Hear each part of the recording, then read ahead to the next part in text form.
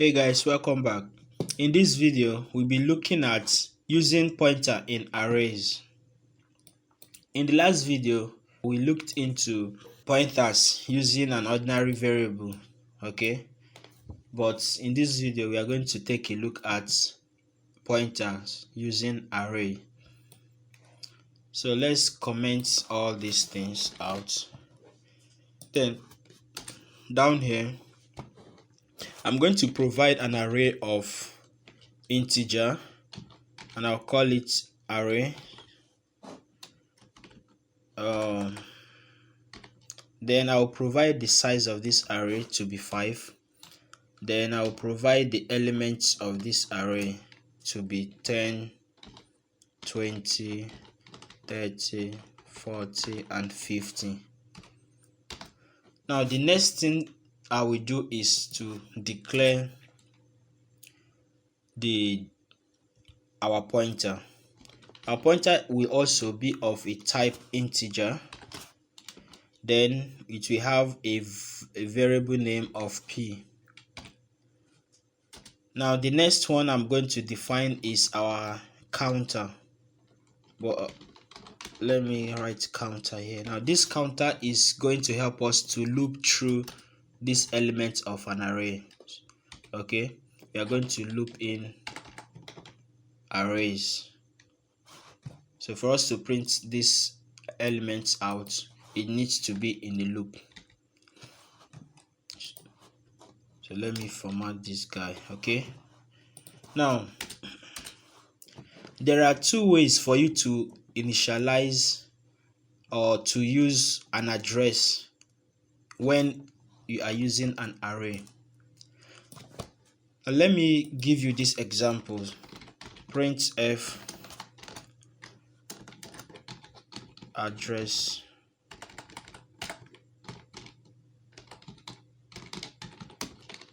of array.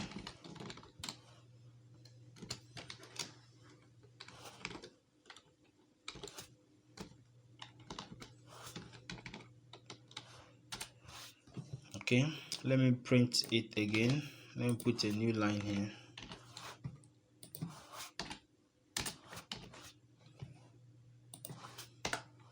But let me comment this. Now let's watch and see what this will print out for us. You can see what this one printed out. Address of array. We got this, right? Now let us now initialize our pointer. P equal to the address of this array. Okay, so here we now uncomment this address of an array using pointer of an array. So here we now change this to p. Let's print and see. Okay,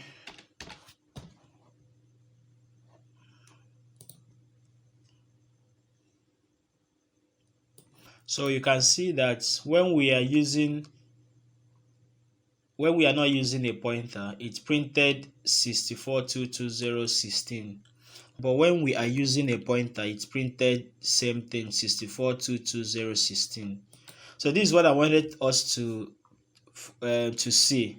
Okay, there's no need of you to define a pointer, okay, for you to get the address, okay, of the array or the variable array. Okay, you can get it directly. Okay, but for this video we'll be using pointer for it. And again, you can see this ampersand sign that I put here for this p here. If I remove it, we will still get the same value. Let me remove it. You can see we still got the same value that we got earlier. So this is telling us is that with or without this ampersand sign, we actually get the address. But that doesn't mean that we will get the value. Let's see whether we will get the value. Let's remove this. The value is supposed to be the first element, which is 10. Let's see whether we will get 10. Okay, you can see we actually got 10. Okay, so with or without that ampersand sign, we will get the value or the and the address of our array variable. So this is how to initialize and declare a pointer using an array, and this is how to print it out. Let me comment this. Let's use this one. The value of array is this, and address, okay, an address of array is this. So what I have to do here is just put this. Let me run. The value of array is 10, address of array is this. Okay, now we can see that we are only getting 10, okay, when we run the value of an array. Why is that? When assigning the address to the pointer has only the first index value, which is 0. This works only in array. Now, but what about the other elements? If we want to get the other elements, how are we going to get it? We can get it in two different methods. One is if you want to get each of these, just one out of these 5 here, you will just pick one. Or the second method, you can get all of them at the same time. But let us first of all go through with getting each of these one after the other. But we only get one once. Then we will rerun the program. We get another one. We rerun the program. We get another one. Okay, we don't want to loop through it at once.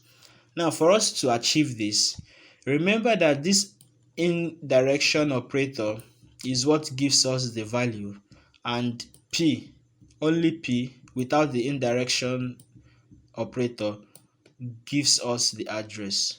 So, but what we want is the value, okay, the values.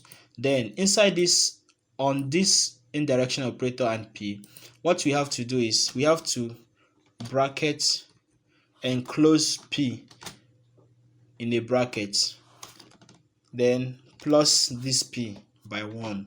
Remember, by default this p is 0, okay, for the address, for the values. Remember what I said here, when this address is given to p, it also gives the first index, which is 0, to p. It doesn't only gives the address, it also has the first index, which is 0. So we are using this 0 to get the first index, which printed out 10 for us. But right now we are saying that this 0, which is the first index, okay, plus 1. So 0 plus 1 is what? Is going to be 1. So when we run this code, this is what is going to print it out, because we have 0 here already, then we have 1 here, we have 2 here, we have 3 here, and we have 4 here. So let's run this code. What should be printed out should be 20. Now the value of array is 20, address of array is this. So you can see that the address still remains the same, but the value changes. So let us now come back and add 2 to it. So 0 plus 2 is what? 2. This is 0, this is 1, this is 2. So if we run this code, this 30 is going to come out. The value of array will be 30. You can see the value of array is 30, still on the same address. Now let us put 4. let's see what will come out. 50 came out. Why? Because here is 1, here is 2, here is 3, here is 4, here is 0, I mean to say, here is 1, here is 2, here is 3, here is 4. So 4 is 50. That is why it's printed 50 for us. So this is how to get these elements one after the other. Okay. Now for us to get the whole of these arrays at the same time, we will use what we call a for loop. We will use a for loop. Now I'm going to paste this code here, this for loop code here. You can pause the video out there and copy along and type this. Now what this is actually telling us is that this I here is supposed to be counter. So here is supposed to be counter and counter. Okay, so what this is telling us is that we want to loop through these elements, and we knowing that the total size of this element is 5, we now check whether if counter, which is 0, whether it is less than 5, which is true. So if this is true, then this counter should be incremented by 1. But before it to be incremented by 1, it's going to print out this for us. Okay, so let me print this so that you see the simple visualization of this. Okay, and maybe you understand it from the output. Okay, so let me change this to D.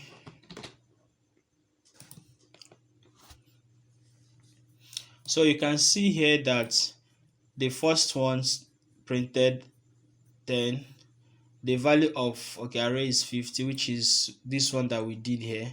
Okay, so this for loop starts from here. So you can see the first element is 0, which is 10. The second one, which is 1, which is 20. The third one, which is 2, which is 30. The fourth one, which is 3, which is 40, and the fifth one, which is 4, and which is 50. So you can see how we can loop through the elements in our array using a pointer. You can see where we added using a pointer. You can see this indirection operator. Then we can see that we enclose this p plus counter, which is the pointer plus counter. So the result of this will now be added to this indirection operator. This is how to actually print or how to use an array with pointer, or how to use pointer with an array. Okay, so you declare the array and you give it the size, then the values, then you now declare your pointer, then this is the counter we use in incrementing the loop. We now assign the address of this array to our pointer. Remember that without this ampersand sign, we can still assign addresses to our pointer. Okay, but I prefer using this so that we know what it is actually doing. Now this p, now this our pointer, now points or holds the value of our address and also holds the value of our array. Okay, so when that is in place, we can now print it out using this format. Okay, or we can print all of them out using this format. So that is that for using an array, or using a pointer in an array, or using an array in a pointer. I hope you understood this. Just drop your question in the comment box. I'll get back to you as soon as I can. Subscribe, share, and turn on the notification bell for more videos.